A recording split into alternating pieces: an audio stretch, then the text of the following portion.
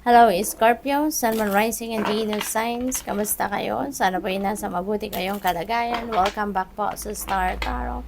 Kung bago kayo rito, welcome din kayo. Thank you for your support. I truly appreciate it. God bless you all. Scorpio, we have death energy.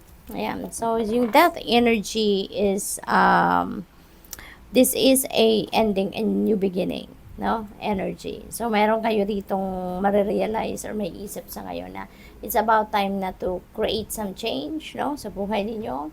Maaring ito na yung pagsisimula ng pagbabago towards the better, no? Sa inyong sitwasyon sa buhay.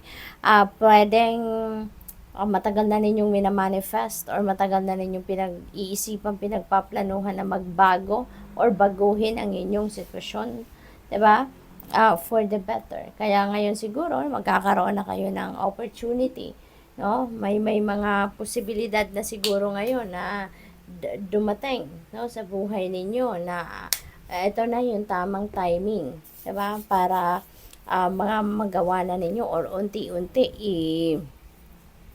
i-roll out nyo na yung mga plano ninyong pagbabago. Kasi feeling ko hindi lang ito sa isang area ng buhay ninyo na gusto ninyong baguhin ang sitwasyon. No? So, siguro ngayon, nakikita nyo na yung oportunidad na dito na kaya you're going for it. No? So, pwedeng sa pwedeng sa relationship ito, pwedeng dynamics, 'di ba? Ang babaguhin ninyo, pwedeng personal, pwedeng sa inyong mga beliefs, 'di ba? Pwedeng magbabago kayo ng perception, ugali, pwedeng ganon, or probably trabaho, 'di ba? Baka mag-shift kayo ng trabaho, maghahanap kayo ng bagong employer, no? Bagong career path. So, depende sa inyong sitwasyon. But definitely, there is some pagbabago na gagawin kayo rito. We have Two of Cups. Ayan. So, si Two of Cups, this is about partnership. No? This is about partnership. So, pwede na ang iba sa inyo rito is going to enter a new love and romantic relationship. No? Pwedeng, pwedeng bagong relationship ang papasukin ninyo rito. Baka meron kayong maliligaw, no? If you're still single, baka meron kayong kaligawan at baka ngayon papasok na kayo sa isang bagong love and romantic relationship. Pwede rin na ang gagawin ni Scorpio rito, baka bagong friendship, no? Na ang papasukin ninyo rito. Meron din ako napipick up dito na pwedeng merong reconciliation. Siguro kung kunyara meron kayong katampuhan, kagalit, no? Maybe kaibigan ninyo or yung person ninyo. So ngayon baka magkakaayos na kayo. Mapapatch up nyo na yung hindi ninyo pagkakaintindihan, mararesolve nyo na yung issue at maaaring ngayon maging mas maganda na ang inyong samahan, no? What else? We have judgment. Ayan. So, there is a decision dito na kailangan ninyong gawan. There is a important decision na kinakaharap, decision making na kinakaharap kayo sa ngayon. Probably, this is a game changer. No? Maaring yung decision na to, sa kung ano man ang sitwasyon dito, baka ito yung magbabago ng course of your life, no? So, pwedeng related ito sa trabaho, 'di ba? Sa relationship, sa pamilya, pwedeng ganon. Kaya depende yan sa inyong sitwasyon. Iba-iba tayo ng sitwasyon. So, we have King of Swords, baka kailangan ninyo ng advice, baka kailangan ninyo ng advice and maybe sa pagdedesisyon na yan, makakatulong ang kung sino man ito that will embody the energy of King of Swords. Baka makatulong ito na magkaroon kayo ng clear direction kung anong desisyon ang dapat ninyong gawin sa ngayon.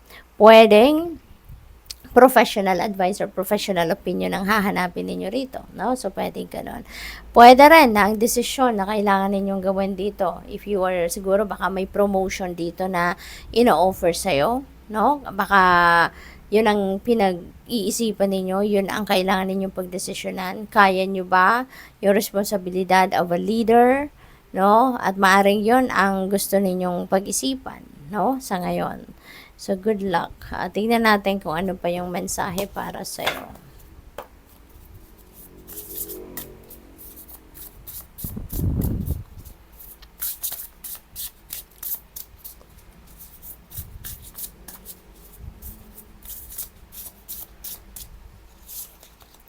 the distraction of shiny things. Ayan. So, don't get distracted, no, doon sa mga makikinang. Kasi, hindi lahat ng makinang ay gold. Hindi lahat ng makinang ay mahalaga. 'Di ba? Hindi lahat ng, parang tao lang din. Hindi lahat ng nakangiti, loyal sa'yo, mabait sa'yo. Hindi lahat ng nakangiti, talagang masaya siya. 'Di ba? Hindi lahat ng nakangiti sa'yo, may magandang intentions. Yung gano'n, no? Parang gano'n lang yun. Kaya, ano kayo, you need to dig into whatever that is, no, na parang nag-a-attract sa'yo.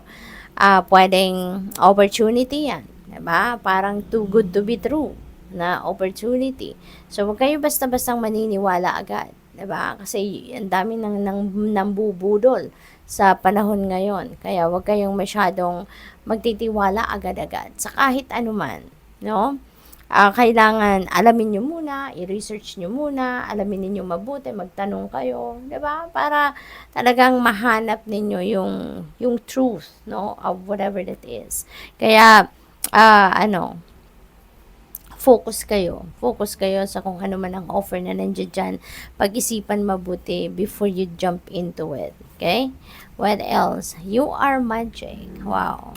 No, marirealize mo dito, no? Makikita mo dito ngayon, siguro mas maa-appreciate mo na ngayon yung sarili mo, yung mga capabilities mo, yung mga talents, skills, and gifts mo. So, maaari ngayon, merong chance kayo na ma-realize ninyo, maisip ninyo yan sa ngayon, no? Na makikita ninyo yung inyong halaga, makikita ninyo yung mga qualities ninyo, 'di ba? Na maaari ngayon nyo lang yan mapapansin. Kasi kung baga, siguro dati, alam mo yun, yung na-overlook nyo kung ano yung galing ninyo, mga talento ninyo. Pero ngayon, baka makita mo na yan, ma-embrace mo na, ma-appreciate mo na. No, na may meron pala akong ganitong talento, may ganito pala akong skill, may ganito pala akong gift. So, what else? We have limitations, inspire innovations. Ayan. So, maybe ngayon, because you are siguro restricted by something or by someone, kaya siguro hindi rin kayo, kumbaga, malayang-malaya, no? Na gawin ang gusto ninyong gawin or isipin ang gusto ninyong isipin, 'di ba? May mga ganon. Ang iba sa inyo, limited, no? Limited yung galaw, limited yung resources, no? Mga ganon. Pero, because of that limitation, siguro, you have that creative ideas na lalabas at mag-inspire yan sa'yo. Kaya matututo kayo makapag-isip ng innovations, no? Yung innovation ninyo rito talagang maaring mabubuhayan, 'di ba? Or merong mabubuhay na innovative idea, kaya maaring mas lalong mapaganda ang inyong sitwasyon. Kahit may limitation kayo, kahit may restrictions kayo, pero hindi pa rin yan nagpipigil sa inyo, 'di ba? Para hindi kayo maging creative, para hindi kayo makagawa ng ibang bagay, no? Na kahit pwede ninyong i-delegate sa iba, 'di ba?